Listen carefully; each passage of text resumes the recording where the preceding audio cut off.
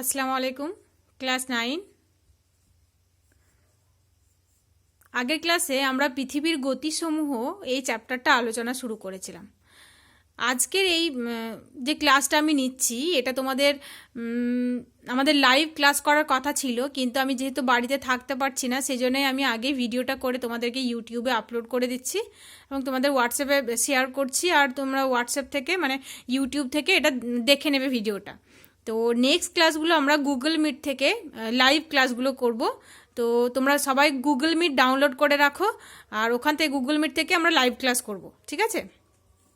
তো চলো আমরা শুরু করি। পৃথিবীর গতিসমূহ যখন আগের দিন আমরা আলোচনা শুরু করেছিলাম তখন আমি পৃথিবীর দুইটি গতির কথা বলেছিলাম, আবর্তন গতি ও পরিক্রমণ গতি, তাই তো? আর আবর্তন গতির ফলাফলটা আমাদের হয়ে গেছিল। আবর্তন গতির ফলাফল আমি তোমাদেরকে বলেছিলাম যে আবর্তন বা গতির ফলে পৃথিবীতে সূর্যোদয় ও সূর্যাস্ত হয়, পর্যায়ক্রমে দিন ও রাত্রি সংগঠিত হয়। আর কি হয় বলো তো? পৃথিবীতে পর্যায়ক্রমে জোয়ার ভাটার সংগঠন হয়। আর আবর্তন গতির ফলে পৃথিবীতে প্রাণের সৃষ্টি বা প্রাণের আবির্ভাব হয়, তাই তো? যদি আবর্তন গতি না থাকতো তাহলে পৃথিবীতে প্রাণের আবির্ভাব হতো না। তারপর দেখো সময়ের পরিবর্তন হয় আবর্তন গতির ফলে। তারপর পৃথিবীর যে অভিগত গলীয় রূপ সেটাও সম্ভব হচ্ছে পৃথিবীর আবর্তন গতির জন্য, তাই তো? আর একটা কথা বলেছিলাম যে পৃথিবীতে বায়ু ও সমুদ্র স্রোতের গতিবিক্ষেপ হয় এই আবর্তন গতির জন্য। তো এটা কিভাবে হয়? দেখো, পৃথিবীতে এই আবর্তন গতির ফলেই কোরিওলিস বলের সৃষ্টি হয়। মানে ঘূর্ণায়মান যে কোনো বস্তুরই, মানে কোনো বস্তু ঘুরছে তো সেই বস্তুর বাইরের দিকে একটা ছিটকে যাওয়ার প্রবণতা থাকে। মানে ধরে নাও একটা গোল চাকতি ঘুরছে, তো সেই চাকতিটার উপর যদি তুমি কোনো দাগ টানতে যাও সেই দাগটা কিন্তু সমান হবে না, সেটা বেঁকে যাবে। তো ঠিক এই কোরিওলিস বলের প্রভাবেই এই যে বায়ু প্রবাহ এবং সমুদ্র স্রোত এগুলো দিক বিক্ষেপ হয়। তো এই বায়ু প্রবাহ সম্পর্কে আমি একটু বলবো। দেখো, পৃথিবীতে মোট 7টি চাপ বলয় রয়েছে, তাই তো? নিরক্ষীয় নিম্নচাপ বলয়, কর্কটীয় মকরীয় উচ্চচাপ বলয়। এটা হচ্ছে নিরক্ষীয় নিম্নচাপ বলয়, এইটা হচ্ছে, এই দুটি হচ্ছে কর্কটীয় মকরীয় উচ্চচাপ বলয়। তারপর এই দুটো হচ্ছে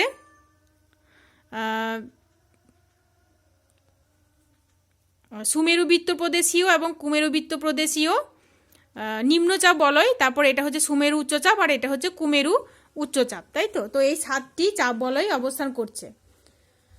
আর এই চাপ বলয়ের অবস্থানের জন্য এই যে জায়গাগুলো তোমরা দেখতে পাচ্ছ, আমি এখানে ছবি এঁকেছি। এখানে বায়ু প্রবাহিত হচ্ছে, 3 ধরনের বায়ু প্রবাহিত হয়। একটা হচ্ছে আয়ন বায়ু, এখানে হচ্ছে পশ্চিমা বায়ু, তারপর এই দুই অঞ্চলে হচ্ছে মেরু বায়ু। তো এই বায়ুকে বলা হয় নিয়ত বায়ু প্রবাহ। মানে সারা বছর ধরে পৃথিবীর ওপর একটা নির্দিষ্ট দিক থেকে নির্দিষ্ট দিকে নিয়মিতভাবে যে বায়ু প্রবাহিত হয় তাকে নিয়ত বায়ু প্রবাহ বলে। তো এই নিয়ত বায়ু 3 প্রকার, যেমন আয়ন বায়ু, পশ্চিমা বায়ু ও মেরু বায়ু, তাই তো? তো দেখো, এই যে অঞ্চলটা হচ্ছে এটা হচ্ছে নিরক্ষীয় নিম্নচাপ বলয়। আর এই অঞ্চলটা হচ্ছে, এখানকার অক্ষাংশ হচ্ছে 25 ডিগ্রি থেকে 30 ডিগ্রি উত্তর। এই অঞ্চলটা তাও 25 ডিগ্রি থেকে 30 ডিগ্রি দক্ষিণ। তো এখানে কর্কটীয় উচ্চচাপ বলয়ের সৃষ্টি হয়েছে। তো এই উচ্চচাপ বলয় থেকে নিম্নচাপ বলয়ের দিকে সারা বছর ধরে এক ধরনের বায়ু প্রবাহিত হয়, যেটাকে বলা হয় আয়ন বায়ু। এই বায়ুটা যেহেতু উত্তর পূর্ব দিক থেকে প্রবাহিত হচ্ছে, উত্তর পূর্ব দিক থেকে প্রবাহিত হয়ে ডান দিকে বেঁকে প্রবাহিত হয়, এটাকে বলা হচ্ছে উত্তর পূর্ব আয়ন বায়ু। আর এই বায়ুটা দক্ষিণ পূর্ব দিক থেকে প্রবাহিত হচ্ছে, সেই জন্য এই বায়ুটা হচ্ছে দক্ষিণ পূর্ব আয়ন বায়ু। তো এই যে দুই ধরনের বায়ু প্রবাহিত হচ্ছে, এটা আবর্তন গতির জন্য, মানে কোরিওলিস বলের প্রভাবে আবর্তন গতির জন্য কোরিওলিস বলের সৃষ্টি হচ্ছে, এটা আমি বললাম। তো আবর্তন গতির জন্য কোরিওলিস বলের প্রভাবে এই বায়ুটা উত্তর গোলার্ধের ডান দিক থেকে বেঁকে প্রবাহিত হয় ফেরেলের সূত্র অনুযায়ী, আর দক্ষিণ গোলার্ধে এটা বাঁ দিক থেকে বেঁকে প্রবাহিত হয়, ঠিক আছে? তো ফেরেলের সূত্রটা আমি আগের দিন বলেছিলাম, ফেরেলের সূত্রটা তোমরা ভালো করে পড়বে। তো উত্তর গোলার্ধের ডান দিক থেকে বেঁকে প্রবাহিত হয়ে উত্তর পূর্ব আয়নবায়ু এবং দক্ষিণ গোলার্ধে বাম দিক থেকে বেঁকে প্রবাহিত হয়ে দক্ষিণ পূর্ব আয়নবায়ু রূপে সারা বছর ধরে একটা নির্দিষ্ট গতিতে নিরক্ষীয় অঞ্চলের দিকে প্রবাহিত হয়। বোঝা গেছে? তো তাহলে তোমরা বুঝতে পারলে নিশ্চয়ই যে আবর্তন গতির ফলেই কিন্তু এই নিয়ত বায়ু প্রবাহের দিক বিক্ষেপ হচ্ছে, ঠিক আছে? এটা কতটা প্রভাব ফেলছে বুঝতে পারছো তো? তো তারপরে দেখো, এখানে দেখো ঠিক একই রকমভাবে এখানে রয়েছে কর্কটীয় উচ্চচাপ, এখানে রয়েছে মকরীয় উচ্চচাপ। তো এই উচ্চচাপ বলয় থেকে, আর এখানে রয়েছে সুমেরু বৃত্ত প্রদেশীয় নিম্নচাপ বলয়, কুমেরু বৃত্ত প্রদেশীয় নিম্নচাপ বলয়। তো এই নিম্নচাপ বলয়ের দিকে মানে কর্কটীয় উচ্চচাপ বলয় থেকে এই সুমেরু বৃত্ত প্রদেশীয় নিম্নচাপ বলয়ের দিকে সারা বছর ধরে এক ধরনের বায়ু প্রবাহিত হয়। দক্ষিণ গোলার্ধেও তাই। দক্ষিণ গোলার্ধেও এই মকরীয় উচ্চচাপ বলয় থেকে এই সুমেরু বৃত্ত প্রদেশীয় নিম্নচাপ বলয়ের দিকে সারা বছর ধরে এক ধরনের বায়ু প্রবাহিত হচ্ছে, এটাকে বলা হচ্ছে পশ্চিমা বায়ু। এটাও পশ্চিমা বায়ু। তো এটাও দেখো ফেরেলের সূত্রানুসারে মানে কোরিওলিস বলের প্রভাবে ডান দিক থেকে বেঁকে প্রবাহিত হচ্ছে। আর এই দক্ষিণ গোলার্ধে ফেরেলের সূত্র অনুযায়ী বাঁ দিক থেকে বেঁকে প্রবাহিত হচ্ছে, মানে এটা মানে সংগঠিত হচ্ছে কোরিওলিস বলের প্রভাবে। আর কোরিওলিস বলটা কেন হচ্ছে? যেহেতু পৃথিবীর আবর্তন হচ্ছে, পৃথিবীর আবর্তন গতির জন্য। ঠিক আছে, তো এই বায়ুটা দেখো মানে ডান দিক থেকে বেঁকে প্রবাহিত হয়ে দক্ষিণ পশ্চিম পশ্চিমা বায়ু রূপে প্রবাহিত হচ্ছে। আর এই বায়ুটা বাঁ দিক থেকে বেঁকে উত্তর পশ্চিম পশ্চিমা বায়ু রূপে প্রবাহিত হচ্ছে এবং সুমেরু বৃত্ত প্রদেশীয় নিম্নচাপ বলয়ে এখানে এই অঞ্চলের দিকে প্রবাহিত হচ্ছে। ঠিক আছে, এরপর দেখো মেরুবায়ু। এই যে মেরু অঞ্চল, সুমেরু এবং কুমেরু, এখানে উচ্চচাপ বলয় সৃষ্টি হয়েছে। আর এই উচ্চচাপ বলয় থেকে, এই দুই উচ্চচাপ বলয় থেকে সুমেরু বৃত্ত প্রদেশীয় নিম্নচাপ বলয়ের দিকে বায়ু প্রবাহিত হচ্ছে। এখান থেকে তাও কুমেরু থেকে মানে কুমেরু উচ্চচাপ বলয় থেকে কুমেরু বৃত্ত প্রদেশীয় নিম্নচাপ বলয়ের দিকে বায়ু প্রবাহিত হচ্ছে। এই বায়ুটাও তাই নিরক্ষীয়, মানে এই বায়ু আয়নবায়ুর মতো উত্তর গোলার্ধে ডান দিক থেকে বেঁকে প্রবাহিত হচ্ছে, আর দক্ষিণ গোলার্ধে মেরুবায়ুটা বাম দিক থেকে বেঁকে প্রবাহিত হচ্ছে। তো উত্তর গোলার্ধের ডান দিক থেকে বেঁকে এটা উত্তর পূর্ব আয়নবায়ু রূপে প্রবাহিত হচ্ছে এবং দক্ষিণ গোলার্ধে এটি দক্ষিণ পূর্ব আয়নবায়ু রূপে দক্ষিণ পূর্ব মেরুবায়ু রূপে প্রবাহিত হচ্ছে। এটা হচ্ছে উত্তর পূর্ব মেরুবায়ু আর এটা হচ্ছে দক্ষিণ পূর্ব মেরুবায়ু। ঠিক আছে, তো আরেকবার আমি তোমাদেরকে বলে দিই এই বায়ু প্রবাহটা। তো দেখো, পৃথিবীর আবর্তন গতির ফলে এই যে নিয়ত বায়ু প্রবাহিত হচ্ছে, তো এই বায়ুগুলোর দিক বিক্ষেপ ঘটছে, মানে উত্তর গোলার্ধের ডান দিক থেকে বেঁকে প্রবাহিত হচ্ছে আর দক্ষিণ গোলার্ধে বাম দিক থেকে বেঁকে প্রবাহিত হচ্ছে। তো এই দিক বিক্ষেপটা কেন হচ্ছে? কারণ পৃথিবী যেহেতু আবর্তিত হচ্ছে, এই আবর্তনের ফলে কোরিওলিস বল সৃষ্টি হচ্ছে। আর এই কোরিওলিস বলের প্রভাবে আমরা জানি বিজ্ঞানী ফেরেলের সূত্রানুসারে উত্তর গোলার্ধে বায়ু ডান দিক থেকে বেঁকে প্রবাহিত হয় আর দক্ষিণ গোলার্ধে বায়ু বাম দিক থেকে বেঁকে প্রবাহিত হয়। তো সেই জন্যেই আয়নবায়ু যখন উত্তর গোলার্ধ থেকে প্রবাহিত হচ্ছে, ডান দিক থেকে বেঁকে প্রবাহিত হয়ে উত্তর পূর্ব আয়নবায়ু রূপে প্রবাহিত হচ্ছে, দক্ষিণ গোলার্ধে এটা দক্ষিণ পূর্ব আয়নবায়ু, আর পশ্চিমা বায়ুটা দক্ষিণ পশ্চিম পশ্চিমা বায়ু রূপে প্রবাহিত হচ্ছে, এখানে উত্তর পশ্চিম পশ্চিমা বায়ু রূপে প্রবাহিত হচ্ছে। ঠিক আছে, আর মেরুবায়ুরও তাই কোরিওলিস বলের প্রভাবে ডান দিক থেকে বেঁকে প্রবাহিত হচ্ছে ফেরেলের সূত্রানুসারে। তো এই বায়ুটার নাম হচ্ছে উত্তর পূর্ব মেরুবায়ু আর এই বায়ুটার নাম হচ্ছে দক্ষিণ পূর্ব মেরুবায়ু। বোঝা গেছে? তাহলে আমরা জানতে পারলাম যে পৃথিবীর আবর্তন গতির ফলে কোরিওলিস বলের সৃষ্টি হচ্ছে আর এই কোরিওলিস বলের ফলে নিয়ত বায়ু প্রবাহের দিক বিক্ষেপ হচ্ছে। তাহলে এই জিনিসটা বুঝতে পেরেছো তোমরা সবাই? ঠিক আছে, এরপর দেখো আমরা একটা নতুন জিনিস জানবো, সেটা হচ্ছে পৃথিবী তার অক্ষের সঙ্গে হেলে অবস্থান করছে। কিভাবে? পৃথিবী তার অক্ষের সঙ্গে 66.5 ডিগ্রি কোণে হেলে অবস্থান করছে। এবার তোমাদের মনে কোশ্চেন আসতেই পারে যে পৃথিবী এরকম হেলে কেন অবস্থান করছে, তাই তো? তো দেখো, অনেক অনেক বছর আগে মানে পৃথিবী যখন সৃষ্টি হয় তখন কি হয়, মহাজাগতিক বস্তুকণার সঙ্গে পৃথিবীর সংঘর্ষ হয় আর এই সংঘর্ষের ফলে পৃথিবী তার অক্ষের সঙ্গে হেলে অবস্থান করছে। এটা বিজ্ঞানীরা অনুমান করেন আর কি। তো বিজ্ঞানীদের অনুমান অনুযায়ী পৃথিবী মহাজাগতিক বস্তুর সঙ্গে সংঘর্ষের ফলে এরকম হেলে অবস্থান করছে। তো পৃথিবী তার কক্ষতলের সঙ্গে 66.5 ডিগ্রি কোণ করে অবস্থান করে। ঠিক আছে, আর এই যে রেখাটা তোমরা দেখতে পাচ্ছ, এটা হচ্ছে একটা কাল্পনিক রেখা, এটাকে বলা হয় অক্ষ, তাই তো? এটা হচ্ছে অক্ষ। আর এই যে যেদিকে মানে উত্তর দিকে যে অক্ষটা বেরিয়ে রয়েছে এটাকে বলা হয় সুমেরু, এটা হচ্ছে কুমেরু, এটা আমরা জানি। তো যাই হোক, তো এই যে পৃথিবী হেলে অবস্থান করছে এর গুরুত্ব কি, এটা আমাদেরকে জানতে হবে যে পৃথিবী হেলে অবস্থানের ফলে কি হয়। দেখো, পৃথিবী যদি এইভাবে হেলে অবস্থান না করতো, মানে পৃথিবী যদি সোজা হয়ে সমকোণে থাকতো, তাহলে কি হতো, পৃথিবীর বিভিন্ন স্থানে দিন রাত্রির দৈর্ঘ্যে হ্রাস বৃদ্ধি হতো না। এই যে আমরা দেখবো অনেক সময় বলি যে পৃথিবীর যে নিরক্ষীয় অঞ্চলে সারা বছর দিন রাত্রি সমান থাকে, কিন্তু উত্তর গোলার্ধে কর্কট ক্রান্তি রেখার কি হয়, দিন রাত্রির দৈর্ঘ্যের হ্রাস বৃদ্ধি হয়। মানে কখনো দিন বড় হয়, কখনো রাত বড় হয়। মানে দিন বড় হলে রাত ছোট হয়, আবার রাত বড় হলে দিন ছোট হয়, এরকম হয়, তাই তো?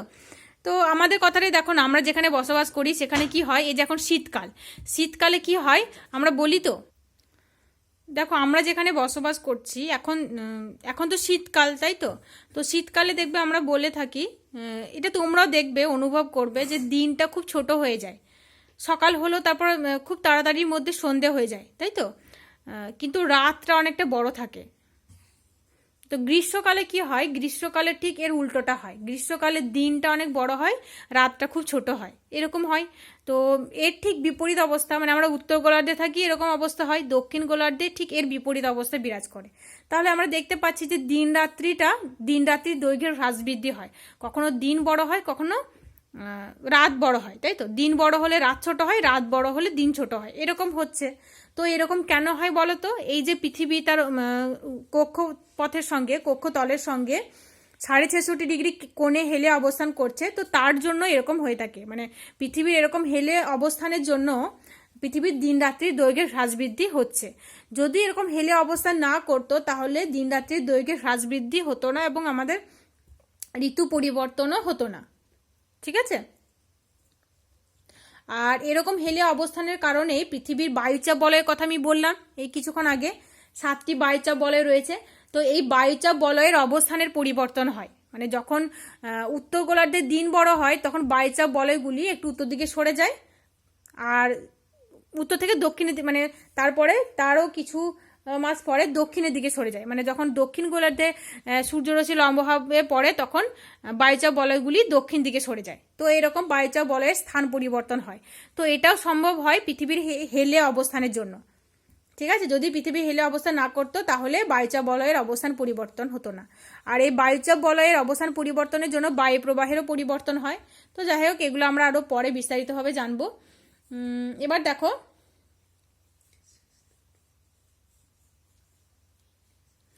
এই পৃথিবী 66.5 ডিগ্রি কোণে হেলে অবস্থানের ফলে আরও বেশ কিছু ঘটনা ঘটে।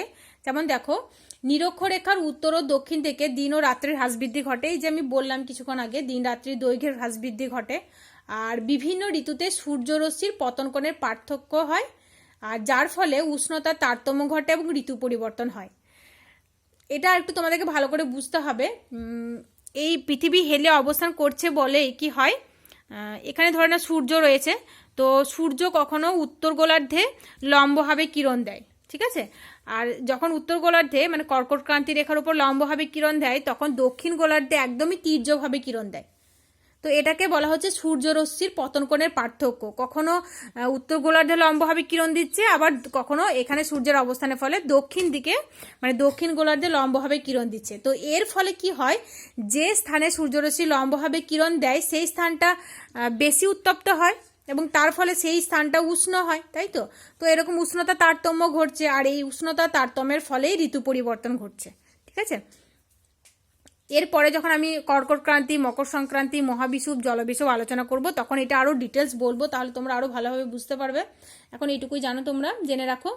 তারপরে দেখো, পৃথিবীর হেলে অবস্থানের আর একটা ফলাফল হচ্ছে বায়ুর চাপ বলয় ও বায়ু বলয়গুলির স্থান পরিবর্তন, এবং তার সাথে সাথে বিভিন্ন স্থানের জলবায়ুকে নিয়ন্ত্রণ করে।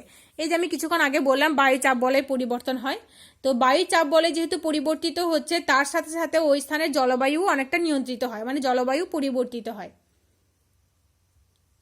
যদি মেরু অক্ষ তার কক্ষতলের সঙ্গে হেলে অবস্থান না করতো তাহলে ঋতু পরিবর্তনও হতো না, আর জলবায়ুর বৈচিত্র্যও লক্ষ্য করা যেত না। ঠিক আছে? তাহলে 3টি ফলাফল আমরা পেলাম। পৃথিবীর তার কক্ষতলের সঙ্গে হেলে অবস্থানের ফলে 3টি ঘটনা ঘটছে। কি কি বলতো? 3টি ঘটনা হচ্ছে, একটা হচ্ছে নিরক্ষরেখা উত্তর ও দক্ষিণে মানে পৃথিবীর বিভিন্ন স্থানে দিন রাত্রির দৈর্ঘ্যের হ্রাস বৃদ্ধি। এটা শর্টকাটে আমরা এটা বলতে পারি যে পৃথিবীর বিভিন্ন স্থানে দিন রাত্রির দৈর্ঘ্যের হ্রাস বৃদ্ধি ঘটছে। আর একটা কি হচ্ছে, আর একটা হচ্ছে ঋতু পরিবর্তন হচ্ছে, মানে সূর্যরশ্মির পতন কোণের পার্থক্যের ফলে ঋতু পরিবর্তন হচ্ছে। আর একটা কি হচ্ছে, বায়ুচাপ বলয়ের স্থান পরিবর্তন এবং জলবায়ু পরিবর্তন হচ্ছে। ঠিক আছে, এই তিনটি ঘটনা ঘটছে। তো দেখো এখন পর্যন্ত আমাদের কি কি আলোচনা করা হলো। আমাদের আবর্তন গতির ফলাফল আমরা আগের ক্লাসে বলেছি। আজকে আমাদের আবর্তন গতির ফলাফল আর একটা ফলাফল নিয়ে আমরা বললাম যে নিয়ত বায়ু প্রবাহের দিক বিক্ষেপ ঘটছে, মানে আবর্তন গতির ফলে কোরিওলিস বলের সৃষ্টি হচ্ছে, আর ওই কোরিওলিস বলের প্রভাবে নিয়ত বায়ু প্রবাহের দিক বিক্ষেপ ঘটছে। তো নিয়ত বায়ু প্রবাহের দিক বিক্ষেপের যে ঘটনাটা, এটা তোমাদের টেক্সট বইয়ে একটা ছবি রয়েছে, দেখবে নিয়ত বায়ু প্রবাহের তিনটি বায়ু, এই যে আমি ছবি এঁকে কিছুক্ষণ আগে বললাম, আয়ন বায়ু আর পশ্চিমা বায়ু, মেরু বায়ু। তো এখানটা তোমরা একটু ভালো করে টেক্সট বইটা প্রত্যেকটা লাইন বুঝে বুঝে পড়বে। ঠিক আছে, এটা বারবার পড়বে, একবার বুঝতে না পারলে বারবার পড়বে, তাহলে বুঝতে পারবে। আর ছবিটা বারবার দেখবে। ঠিক আছে, আর নিয়ত বায়ু প্রবাহের সঙ্গে এই যে বায়ু প্রবাহের সম্পর্কটা, এটা বারবার পড়লে বুঝতে পারবে। যদি না বুঝতে পারো আমার সঙ্গে কন্ট্যাক্ট করবে। ঠিক আছে, তারপরে দেখো আজকে আমরা আলোচনা করলাম যে পৃথিবী তার অক্ষের সঙ্গে হেলানো অবস্থায় রয়েছে, মানে পৃথিবীর অক্ষটা তার কক্ষতলের সঙ্গে 66.5 ডিগ্রি কোণে হেলানো অবস্থায় রয়েছে। ঠিক আছে, আর এর ফলে কি হচ্ছে, দিন রাত্রি দৈর্ঘ্যের হ্রাস বৃদ্ধি ঘটছে, ঋতু পরিবর্তন হচ্ছে, আর একটা কি হচ্ছে, বায়ুচাপ বলয়ের স্থান পরিবর্তন হচ্ছে, যার ফলে জলবায়ু নিয়ন্ত্রিত হচ্ছে। তাই তো, এগুলো হচ্ছে। এবার দেখো অনেক আগে আমরা মানে পৃথিবীর গতিসমূহ যখন আমরা শুরু করেছিলাম, তখনই আমরা বলেছিলাম যে পৃথিবীর দুইটি গতি, একটা হচ্ছে পৃথিবীর আবর্তন গতি, নিজের মানে অক্ষের চারদিকে ঘুরছে, আর একটা হচ্ছে পৃথিবীর নিজের অক্ষের চারদিকে ঘুরতে ঘুরতে একবার সূর্যকে প্রদক্ষিণ করছে, যেটাকে বলা হচ্ছে পৃথিবীর পরিক্রমণ গতি। ঠিক আছে, তো পৃথিবীর পরিক্রমণ গতি সম্পর্কে একটু বলি আজকে। তো পৃথিবীর গতিসমূহের মধ্যে আবর্তন গতিটা আমাদের প্রায় শেষ হয়ে গেল, পুরোটা হয়ে গেল আজকে। তাহলে পরিক্রমণ গতিটা পুরোটা শেষ হবে না, তবে কিছুটা আমরা বলে রাখি। ঠিক আছে, পৃথিবীর পরিক্রমণ গতি।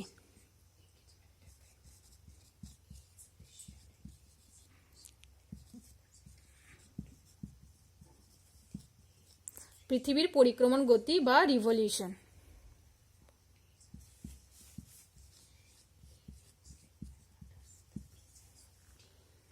ইংলিশ টার্মগুলো তোমরা পড়বে। হ্যাঁ,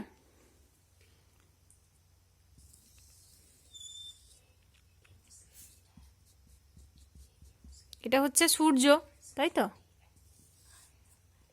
দেখো এটা হচ্ছে পৃথিবী। দেখো পৃথিবীটাকে আমি বড় করে দেখিয়েছি ঠিকই, কিন্তু পৃথিবী সূর্যের থেকে বড় নয়। এরকম ভেবো না যে সূর্য ছোট্ট পুচকি আর পৃথিবী হচ্ছে বড়, এটা নয়। সূর্য সবসময়ই পৃথিবী থেকে বড়, 13 লক্ষ গুণ বড়, তাই তো। তো দেখো পৃথিবী থেকে সূর্যের দূরত্ব কত, সূর্য থেকে পৃথিবীর দূরত্ব কত, গড় দূরত্ব হচ্ছে 15 কোটি কিমি, তাই তো।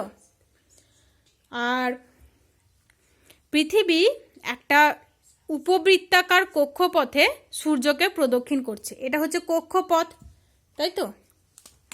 এটা হচ্ছে কক্ষপথ।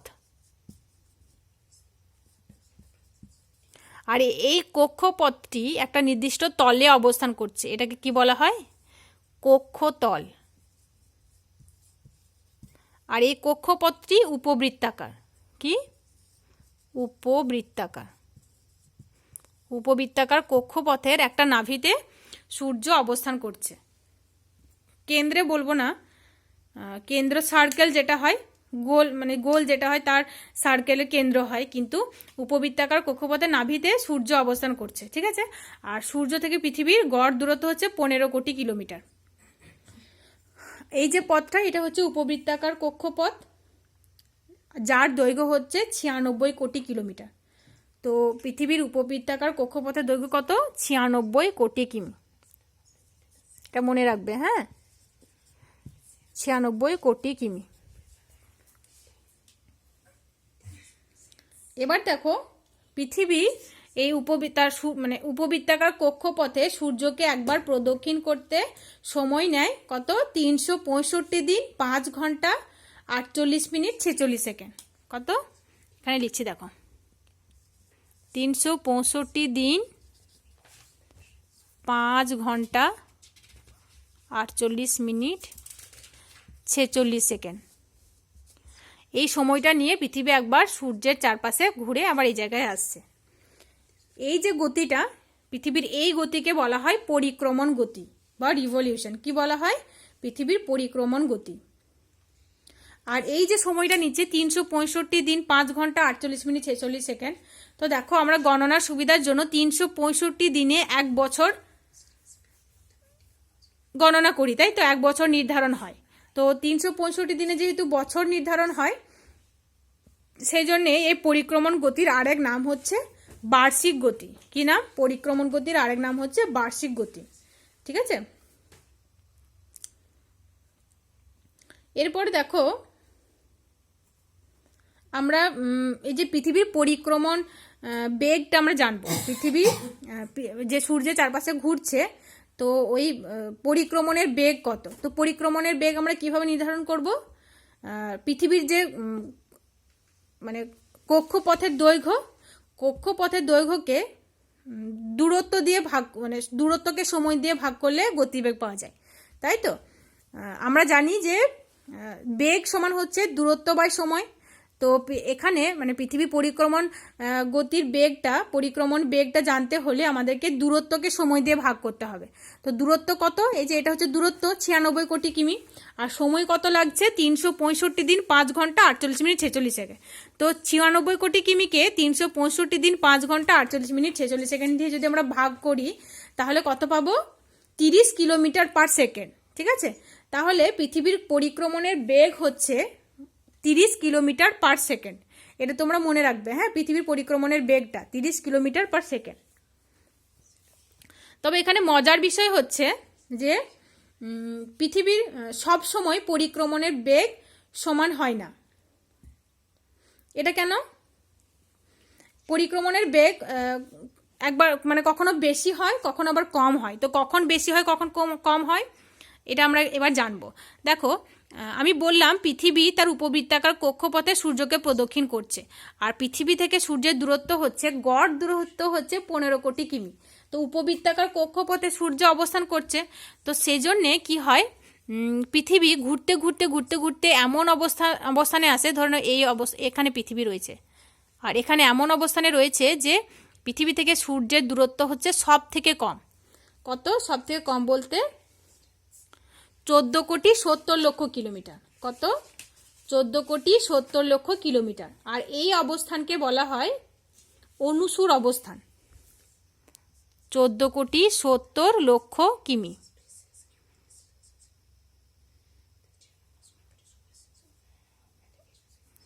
চোদ্দ কোটি 70 লক্ষ কিমি।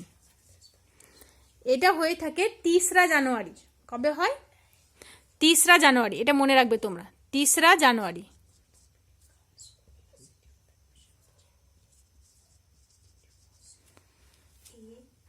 তো 3রা জানুয়ারি পৃথিবী থেকে সূর্যের দূরত্ব হয় সব থেকে কম 14 কোটি 70 লক্ষ কিমি।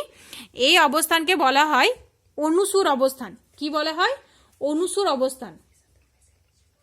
অনু মানে হচ্ছে কম, তাই তো।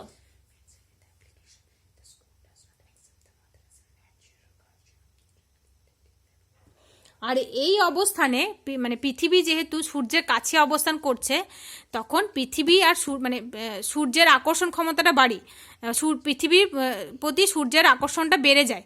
আর এই বেড়ে যাওয়ার ফলে পৃথিবীর পরিক্রমণের বেগটাও বেড়ে যায়। বোঝা গেছে? যেহেতু সূর্য থেকে পৃথিবীর দূরত্বটা কম হয়, এই অবস্থানে পৃথিবীর আকর্ষণ ক্ষমতাটাও বেড়ে যায়, সেজন্য পৃথিবীর পরিক্রমণ গতিও বেড়ে যায়। কবে? 3রা জানুয়ারি অনুসুর অবস্থানে হয়। তো আবার পৃথিবী তার নিজের নিয়মতো ঘুরতে ঘুরতে ঘুরতে ঘুরতে ঘুরতে ঘুরতে 4ঠা জুলাই এমন একটা অবস্থানে আসে যখন পৃথিবী থেকে সূর্যের দূরত্ব হয় সব থেকে বেশি। এখন দূরত্বটা কত হয়? 15 কোটি 20 লক্ষ কিমি। 15 কোটি 20 লক্ষ কিমি। এটা কবে হয়? 4ঠা জুলাই। 4ঠা জুলাই। এই অবস্থানকে বলা হয় অপসুর। মানে হচ্ছে দূরে। ঠিক আছে, তো অপসুর অবস্থানে মানে 4ঠা জুলাই অপসুর অবস্থানে সূর্য থেকে পৃথিবীর দূরত্ব বেশি থাকে, যার জন্য আকর্ষণ ক্ষমতাটাও কম থাকে, আর তার ফলে পরিক্রমণ গতিটাও মানে পরিক্রমণ বেগটাও কমে যায়। বোঝা গেছে? আর একবার এই জিনিসটা ভালো করে তোমাদেরকে বলি, তাহলে বুঝতে পারবে। পৃথিবীর পরিক্রমণ বেগটা আমি বললাম, পৃথিবীর পরিক্রমণ বেগটা বের করলাম, দূরত্বকে সময় দিয়ে ভাগ করে পৃথিবীর পরিক্রমণ বেগটা আমরা বের করলাম। দূরত্ব কত? 96 কোটি কিমি। আর সময় কত? 365 দিন 5 ঘন্টা 48 মিনিট 46 সেকেন্ড। তো এই দূরত্বকে সময় দিয়ে ভাগ করে আমরা পেলাম 30 কিলোমিটার পার সেকেন্ড। তো এই 30 কিলোমিটার পার সেকেন্ড হচ্ছে পরিক্রমণ বেগ, পৃথিবীর পরিক্রমণ বেগ। তবে পৃথিবীর এমন একটা অবস্থানে আসে, পৃথিবী সূর্যের চারপাশে ঘুরতে ঘুরতে যখন পৃথিবী থেকে সূর্যের দূরত্ব হয় সব থেকে কম, 14,70,00,000 কম হয়। কবে হয়? 3রা জানুয়ারি। আর সেই দিন পৃথিবীর পরিক্রমণ বেগটা সব থেকে বেশি হয়। কেন হয়? যেহেতু পৃথিবী সূর্যের কাছাকাছি অবস্থান করছে, সেজন্যই পৃথিবীর আকর্ষণ ক্ষমতাটা বাড়ছে, আর তার ফলে পৃথিবীর পরিক্রমণ বেগটাও বাড়ছে। ঠিক আছে? তারপর পৃথিবী ঘুরতে ঘুরতে এমন একটা অবস্থানে আসে যখন পৃথিবী থেকে সূর্যের দূরত্ব হয় সব থেকে বেশি। সেটা কবে হয়? 4ঠা জুলাই। আর 4ঠা জুলাই সূর্য থেকে পৃথিবীর দূরত্ব সব থেকে বেশি হয় 15,20,00,000 কিমি। এই অবস্থানে পৃথিবীর আকর্ষণ মাত্রাটাও কম হয়, যেহেতু দূরে অবস্থান করছে, আর আকর্ষণ মাত্রাটা কম হয় বলে পৃথিবীর পরিক্রমণ বেগটাও কমে যায়। ঠিক আছে? এটাকে বলা হয় অপসূর অবস্থান। তোমাদের দেখো অপসূর আর অনুসূরের পার্থক্য আসতে পারে, এই ডেটগুলো তোমরা মনে রাখবে। 3রা জানুয়ারি হচ্ছে অনুসূর, 4ঠা জুলাই হচ্ছে অপসূর। 3রা জানুয়ারি পৃথিবী থেকে সূর্যের দূরত্ব থাকে 14,70,00,000 কিমি, আর 4ঠা জুলাই পৃথিবী থেকে সূর্যের দূরত্ব থাকে 15,20,00,000 কিমি। এই দুটো টিকাও আসতে পারে, পার্থক্য আসতে পারে, ছবিটা তোমরা অবশ্যই করবে। ঠিক আছে? এটা ভালো করে পড়ো।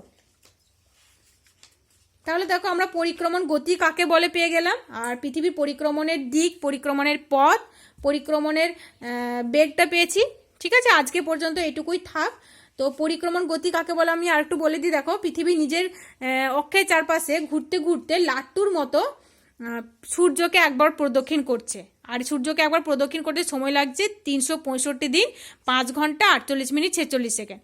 তো এই গতিকে বলা হচ্ছে পৃথিবীর পরিক্রমণ গতি। ঠিক আছে?